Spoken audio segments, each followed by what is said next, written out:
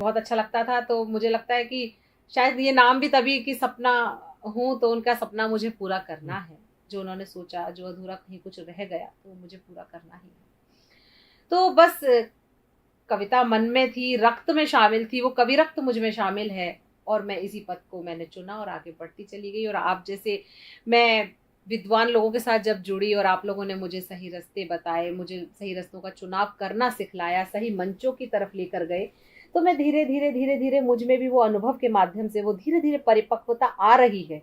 मैं ये नहीं कह रही कि मैं परिपक्व हो चुकी हूँ, परिपक्वता आ रही है। मुझे अभी आप लोगों के मार्गदर्शन की और भी आवश्यकता है।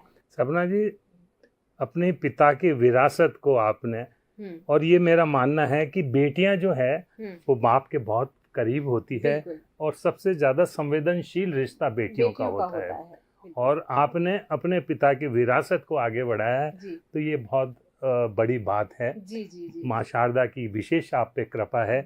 आपकी जो कविताएं हैं, आपके गीत हैं, मुक्तक हैं, दोहे हैं, वो इतने खूबसूरत हैं जितनी आपकी प्रस्तुति है। तो ईश्वर ने सारा सामंजस्य दिया आपकी खूबसूरती के साथ साथ, आपको ये सब उन्होंने बख्शा है। और आपने भी पूरा इसका मान रखते हुए आज पूरे देश में अपनी संवेदनशील गीतों और विशेष रूप से श्रृंगारित गीतों में सपना सोनी का नाम आज पूरे काव्य पटल पर है, पूरे देश के अच्छे मंचों पर है। तो हम चाहेंगे कि आज की शुरुआत कोई मुक्तक से या कुछ कविता के किसी अपने गीत के किसी बंद से आप ऐसे करें जहां हमें लगे कि पिता की उस विरासत को लेकर आप आगे बढ़ें। बिल्कुल बिल्कुल। मेरा मानना है, मैंने कहीं एक छंद लिखा था कि प्रथम गुरु तो माँ है, दूसरे गुरु पिता है, तीसरे का रोम रोम सांस में प्रवास है। तो बस वहीं से, जैसा कि पिताजी की बात आती है, माँ की बात आती है, तो मैं पूरे देश भर में जब कहीं जाती हूँ, मैं बहुत अनभिज्ञ थी यात्राओं से। मुझ में बहुत ज़्यादा वो चतुराइयाँ, वो कौशल नहीं था कि मैं अकेली कहीं यात्रा कर सकूं। पर धीरे धीरे माँ का आशीर्वाद मिला, पिताजी की दुआएं मिली, और मैं आज सक्षम हूँ, उस काम को कर सकती हूँ। अकेली यात्राएं देश भर में करती हूँ, लेकिन उन सबके पीछे माँ का आशीर्वाद है, पिताजी की दुआएं हैं। बिल्कुल। तो वहीं से चार पंक्तियां पढ़ना चाहती हूँ इस काव्य साधक के इस खूबसूरत से पटल पर कि मेरी माँ लाडली कह कर मुझे जब प्यार देती है, वाह वाह वाह, वो नजरों से मेरी सारी बलाएं तार देती है। मैं बतला नहीं सकती कि क्या महसूस करती हूँ। क्या बात है। वो जब शुभ कामनाओं का मुझे उपहार देती है, वो जब शुभ कामनाओं का मुझे उपहार देती। बहुत हृदय स्पर्शी पंक्तियां सपना जी, बहुत खूब। मेरे पिताजी का बहुत ही चर्चित गीत था। मैं अपने पिताजी के साथ काव्य गोष्ठियों में जाया करती थी, आदरणीय किशोर जी। और वो हर गोष्ठी में वो गीत का फरमाइश लोग किया करते थे, जय जय गणेश, जय जय गणेश, मेरा हिंद देश, मेरा हिंद देश, हम संताने भारत माँ की, राग ना कोई द्वेष, जय जय गणेश, जय जय गणेश। तो बस पिताजी की पंक्ति मैं सिर्फ इतनी पढ़ पाऊंगी, मैं मुझ में इतनी हिम्मत नहीं है और काबिल भी नहीं है कि मैं पिताजी का पूरा गीत पढ़ पाऊँ। लेकिन जब पिताजी की कोई पंक्ति पढ़ती हूँ तो चार पंक्तियां पिताजी को समर्पित करना चाहती हूँ कि तुम्हारी याद आई तो, मेरे पिताजी नहीं रहे, तुम्हारी याद आई तो नयन नम हो गए मेरे, छवि दिल में समाई तो नयन नम हो गए मेरे। क्या बात है। तुम्हारे गीत की दो पंक्तियां पापा सरे महफिल, वाह वाह, अचानक गुनगुनाई तो नयन नम हो गए मेरे, अचानक अचानक गुनगुनाई तो नयन नम हो गए मेरे। क्या बात है सपना जी, बहुत खूब। और इससे जाहिर होता है हम कितने अपनों के साथ हम अटैच्ड हैं, और आज भी उनकी यादें, स्मृतियां हमारे मस्तिष्क पटल से अलग नहीं हो पा रही। बिल्कुल बिल्कुल। तो मैं सपना जी चाहूँगा कि जब आपने ये यात्रा शुरू की और विशेष रूप से आपने श्रृंगार, जी प्रेम, प्रीत, बिल्कुल। प्यार, मोहब्बत, इनको अपना मुख्य विषय बनाया है, तो निश्चित रूप से जो शाश्वत प्रेम है ये एक सत्य भी है और सृष्टि को भी इसी की आवश्यकता है। बिल्कुल है। आज के दौर में हम देख रहे हैं कि प्रेम से ही सारे मसले हल हो सकते हैं। बिल्कुल हो सकते हैं। तो ये दो तरह के प्रेम होते हैं, हम प्रेम हकीकी और प्रेम मजाजी जो कुछ बोलते हैं इस तरह से। तो आप किस तरह के प्रेम की कविताएं रचती हैं विशेष रूप से? बिल्कुल बिल्कुल। मैं अपने गीतों में मेरी जो नायिका है वो प्रेम की पराकाष्ठा को प्रदर्शित करती है, प्रेम की उन भावों को प्रदर्शित करती है जो एक नारी बन के बहुत ही कोमल और संवेदनशील भाव होते हैं। और मेरे आराध्य हैं श्री कृष्ण भगवान, क्योंकि मैं प्रेम कविताएं करती हूँ, तो श्री कृष्ण भगवान पर आधारित मेरा एक गीत पूरे देश भर में सुनाती हूँ और बहुत चर्चित होता जा रहा है आप सबके आशीर्वाद से। स्वागत। और मेरा मन है कि आज इस पटल से भी मैं वो गीत आप सबके समक्ष अरे वाह, रख दूं। बहुत बढ़िया। और सबसे बड़ी बात है कि मेरी मौलिक रचना के साथ साथ उसकी धुन भी मौलिक है। और ये मैं मानती हूँ गीत मेरे लिए माँ ईश्वर का वरदान है, माँ सरस्वती की देन है कि मैं इस गीत को पढ़ने के साथ साथ लोगों के हृदय तक पहुंचा पा रही हूँ। तो वो गीत पढ़ना चाहती हूँ। तुम मृग बन जाओ कान्हा, तुम मृग बन जाओ कान्हा, मैं कस्तूरी बन जाऊं। तुम ढूंढो सारे जग में, तुम ढूंढो सारे जग में, मैं तुम पर गंध लुटाऊं। तुम मृग बन जाओ कान्हा। बहुत सुंदर, बहुत सुंदर। तुम चाहे मथुरा जाओ या हो जो वृंदावन में, मैं मिलूंगी तुमको तुम्हारे पावन से अंतर मन में। तुम राधा राधा बोलो, मैं कान्हा कान्हा। क्या बात है, क्या बात है, बहुत सुंदर। तुम राधा राधा बोलो, मैं कान्हा कान्हा गाऊं। तुम मृग बन जाओ कान्हा। बहुत सुंदर, बहुत सुंदर। और एक नायिका प्रेम में देखिए किस प्रकार जुड़ी होती है और उसकी क्या क्या अभिलाषाएं होती हैं। वो अपने नायक जैसा हो जाना चाहती है, तब जाके गीत का ये बंद निवेदित करती हूँ कि जिसमें हो रूप तुम्हारा, मैं वो ही मूरत देखूं, नैनों में तुम्हें बसा लूं, मनमोहक सूरत देखूं, फिर मुस्काते अधरों पर, फिर मुस्काते अधरों पर, मैं बन बंसी इतराऊं। फिर मुस्काते अधरों पर, मैं बंसी बन इतराऊं। तुम मृग बन जाओ कान्हा। बहुत सुंदर। प्रेम आत्मिक होता है, दैहिक नहीं होता है। प्रेम से रूह महकती है, जिस्म कहीं मायने नहीं रखते हैं। तब जाके गीत का ये बंद कि स्वागत। जो एक छुअन से होता, दिल कहता है ओने दो, सपना ये कहती तुमसे, अब सपनों में खोने दो। सर रख तेरे कंधे पर, मैं दो पल को सो जाऊं। क्या बात है, बहुत। सर रख तेरे कंधे पर, मैं दो पल को सो जाऊं। तुम मृग बन जाओ कान्हा। बहुत सुंदर। और विवाह के समय में जो परंपराएं होती हैं, 7 फेरे 7 वचनों का जो एक रस्म होती है, उसमें जो 7 फेरे किसी स्त्री के लिए नहीं होते, ना ही पुरुष के लिए सिर्फ होते हैं, वो दोनों के लिए समांतर रूप से मान्य होते हैं। तब जाके मैं कहती हूँ कि आशा है मुझको पूरी, तुम मेरी आस बनोगे, महसूस करूं मैं निस दिन, तुम वो एहसास बनोगे। तुम अपने वचन निभाना, तुम अपने वचन निभाना, मैं अपने वचन निभाओ। क्या बात है, क्या बात है, बहुत तुम अपने वचन निभाना, मैं अपने वचन निभाऊं। तुम मृग बन जाओ कान्हा, मैं कस्तूरी बन जाऊं। क्या बात तुम है। ढूंढो सारे जग में, मैं तुम पर गंध लुटाऊं। वाह वाह वाह। मैं चाहूं दिस गंध बिखराऊं, मैं तुम पर गंध लुटाऊं। क्या बात है सपना जी, मैं तो ऐसे खो गया इसमें और यूं लगा कि किसी ने मुझे नींद में जगाकर चांदी की कटोरी में मक्खन और मिश्री मिला के अरे वाह, खिला दियो, कुछ ऐसा एहसास में पूरी प्रेम की जो पराकाष्ठा है जी इस गीत में परिलक्षित आपके हो रही है।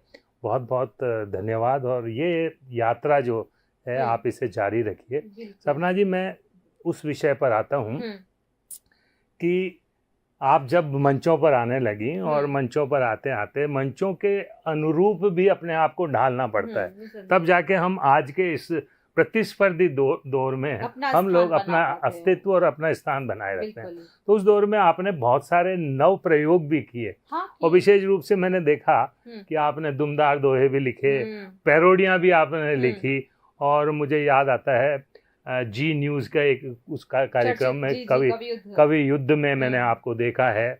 और देश भर के तमाम चैनलों पर जगह जगह आपने अपनी पैरोडियों, अपने उन समसामयिक कविताओं के माध्यम से अपनी जगह बनाई है।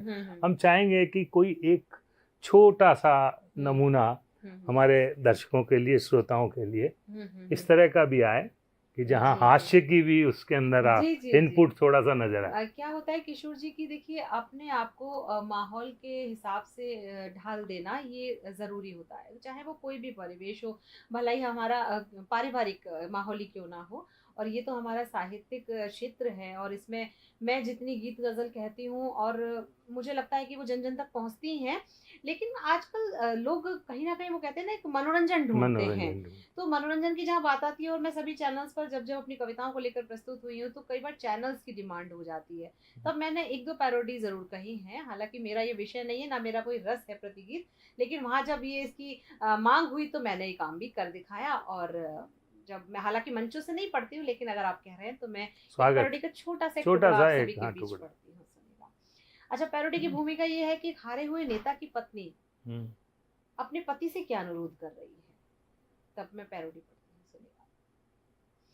दंग दंग मैं दंग रह गई, देख के तेरी हार, टिकट मुझे दिलवा दे सैया, जीतूंगी मैं हर बार। क्या बात है। मुझे संसद में बिठा दे रे ओ नेता दीवाने, मुझे संसद में बिठा दे रे ओ नेता दीवाने, मुझे सांसद बना दे रे ओ नेता दीवाने।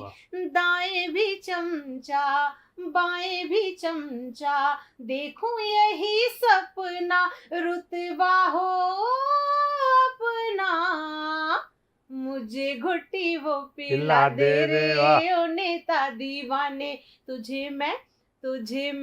तुझे जीत के दिखा दूंगी ओ नेता दीवाने, मुझे संसद में बिठा दे रे ओ नेता दीवाने। और एक बंद। स्वागत।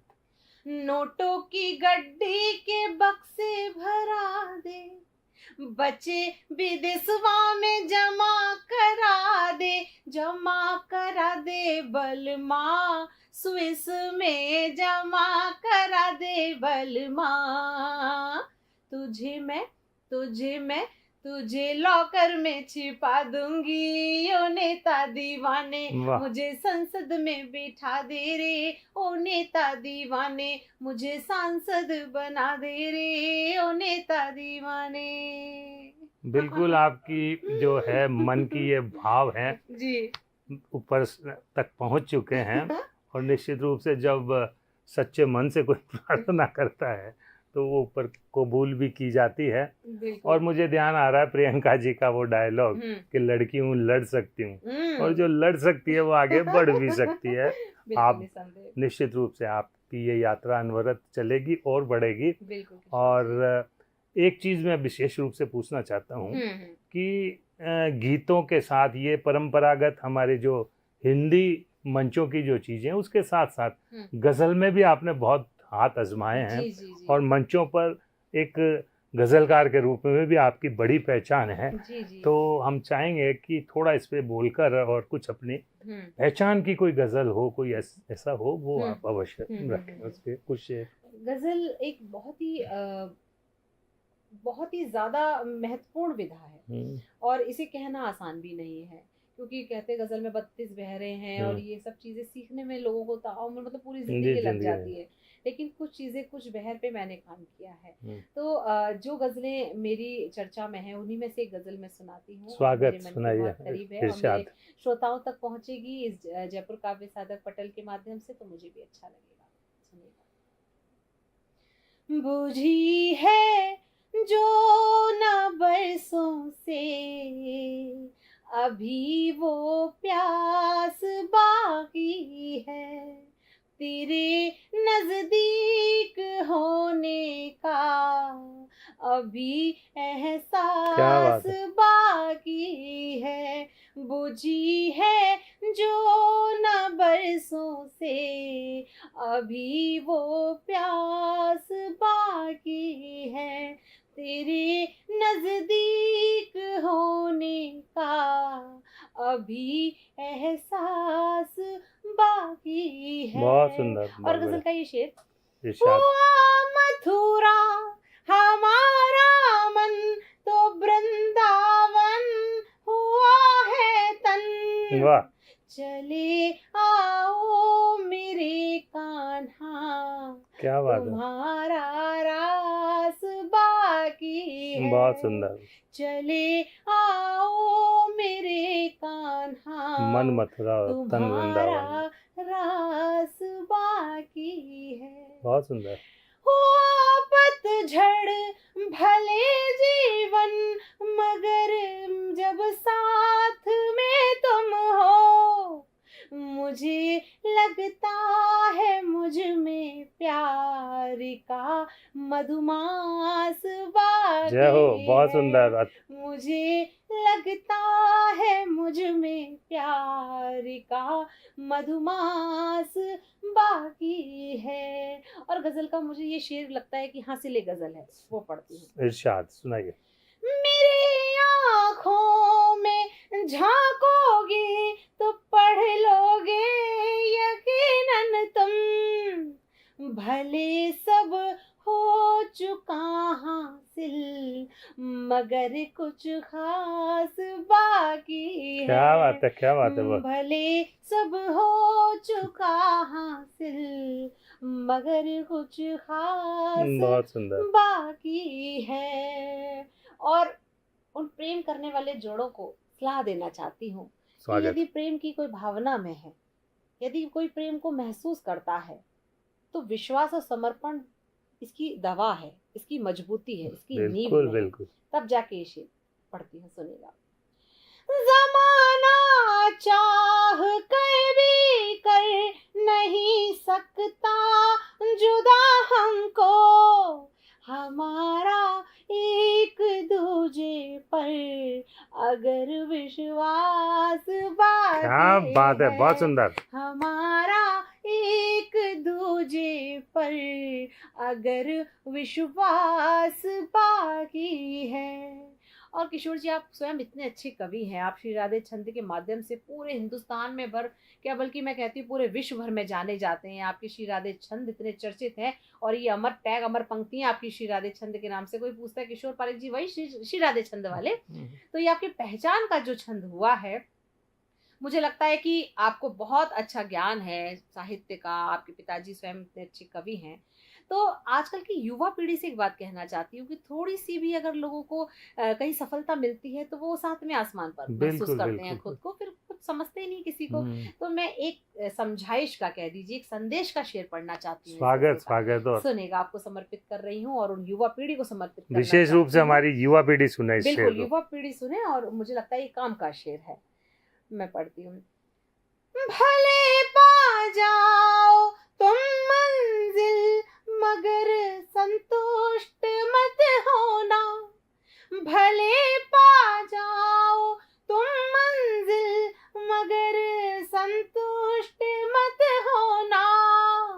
जमी तो नाप ली तुमने, अभी आकाश बाकी है। वाह वाह वाह। जमी तो नाप ली तुमने, अभी आकाश बाकी है। वाह वाह वाह। बुझी है जो न बरसों से, अभी वो प्यास बाकी है। बहुत सुंदर, बहुत ही बढ़िया। और मैं प्रश्न करता उससे पहले आपने युवा पीढ़ी के लिए ये संदेश दे दिया। बहुत अच्छा, बहुत जरूरी बात, बहुत अच्छा और बहुत सार्थक।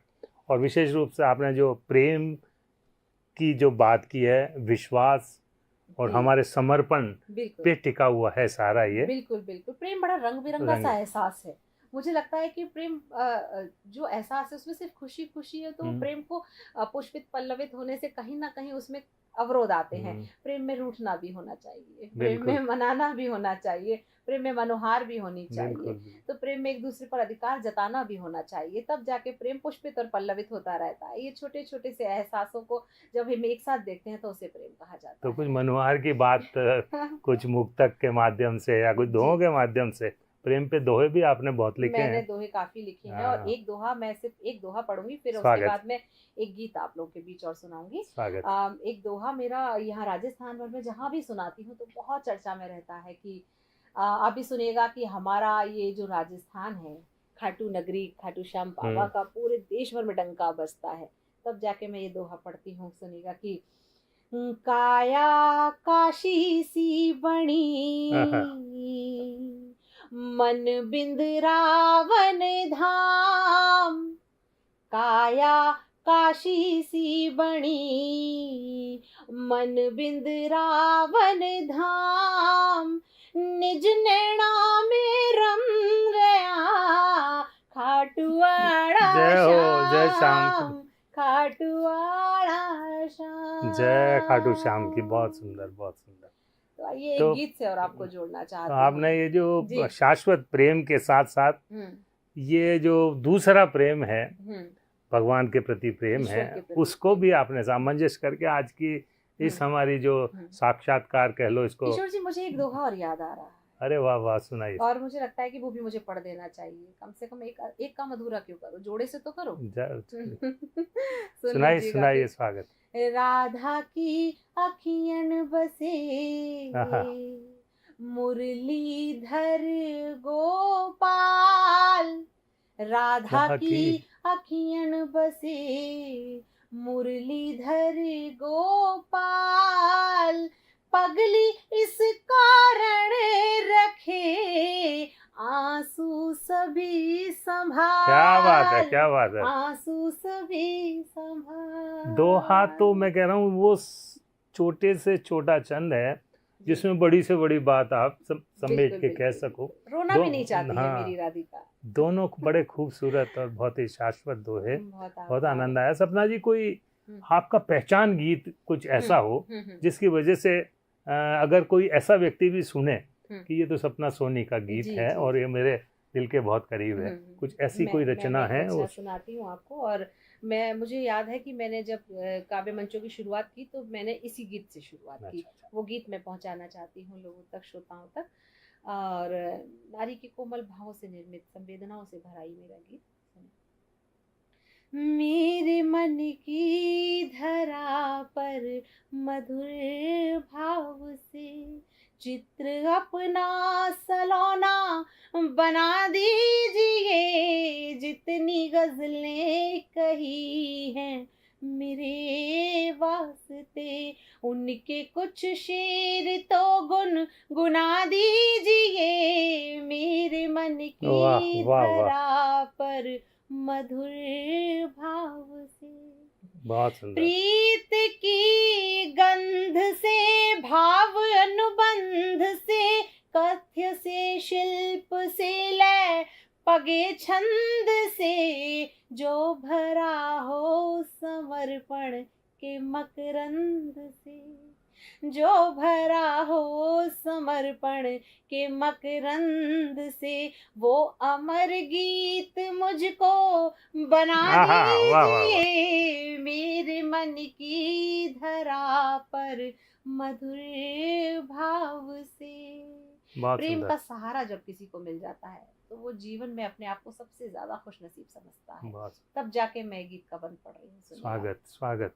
अनकही अनसुनी मेरी जीवन कथा, मन को मथने लगी मेरे मन की व्यथा, आपका प्यार पाकर ये मन कह उठा, आपका प्यार पाकर ये मन कह उठा, दर्द हम जो सहे सब भुला दीजिए, मेरे मन की धरा पर मधुर भाव से। और गीत के अंतिम स्पर्श तक लेकर चलना चाहती हूँ। नारी के वो 16 श्रृंगार में सबसे महत्वपूर्ण जो होता है उसका विवरण, उसका थोड़ी सी चर्चा मैंने एक पंक्ति में की है, सुनिएगा।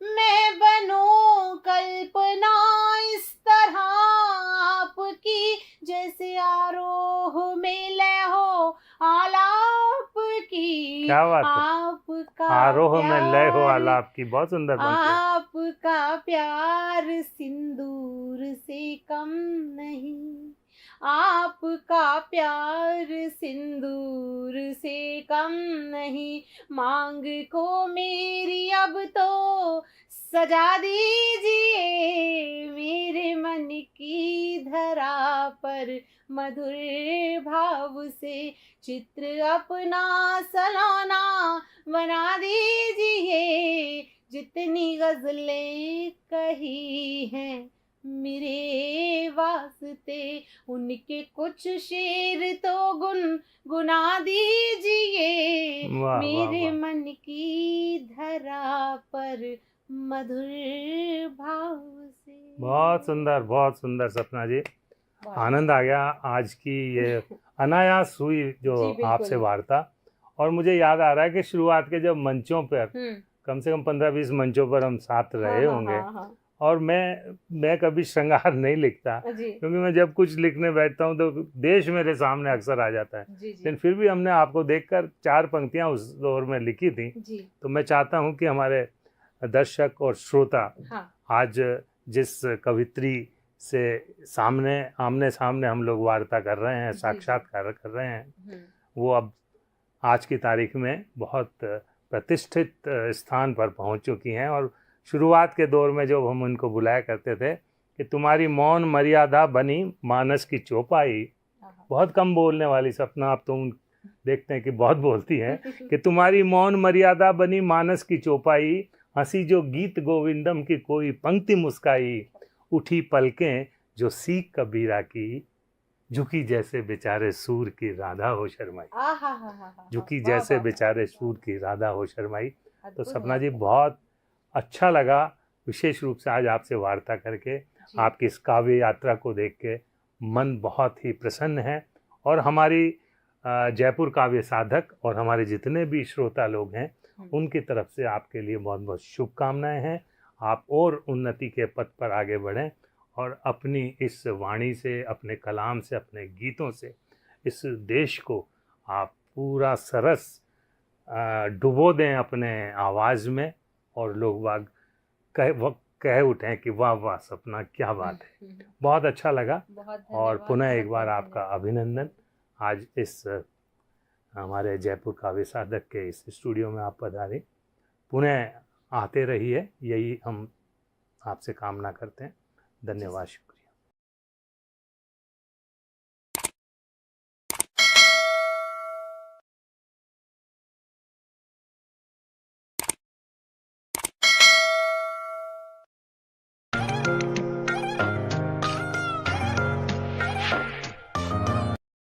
नमस्कार मित्रों, मैं किशोर पारिक किशोर और जयपुर काव्य साधक स्टूडियो से आज विशेष दिन हमारे लिए इसलिए है कि माँ शारदा की एक वरद पुत्री सपना सोनी हमारे साथ में है, जो कि देश के वरिष्ठतम जो कवित्रियाँ हैं उनमें आज शुमार है इनका नाम।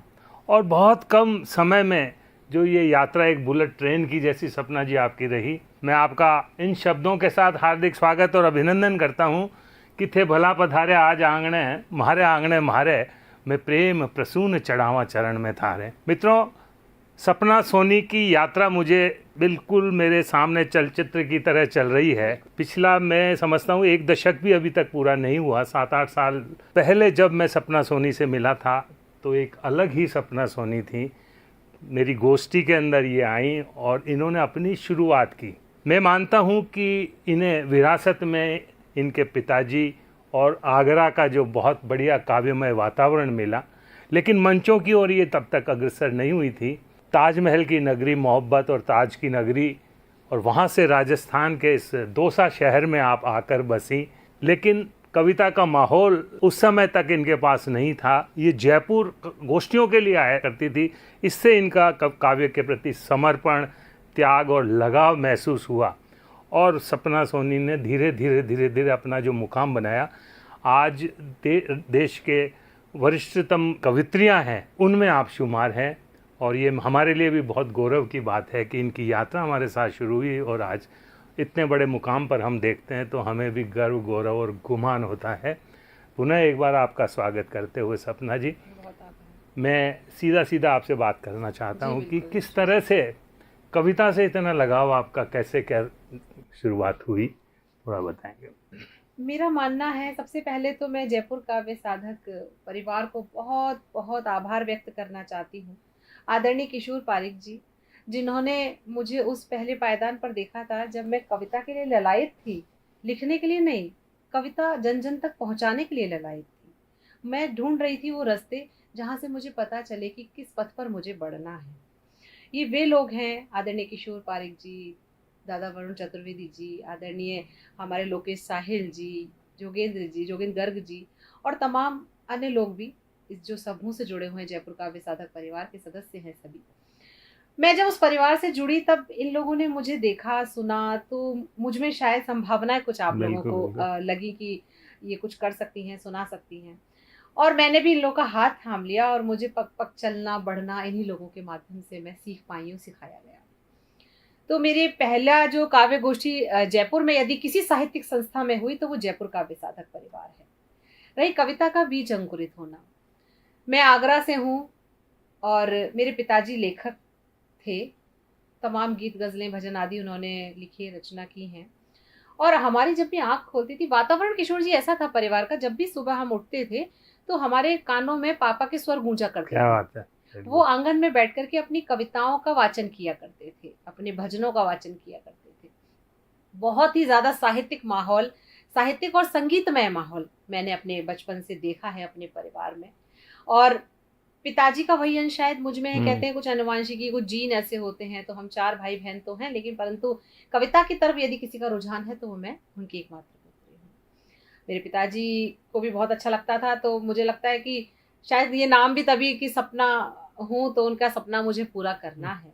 जो उन्होंने सोचा, जो अधूरा कहीं कुछ रह गया तो मुझे पूरा करना ही है। तो बस कविता मन में थी, रक्त में शामिल थी, वो कवि रक्त मुझ में शामिल है और मैं इसी पथ को मैंने चुना और आगे बढ़ती चली गई। और आप जैसे मैं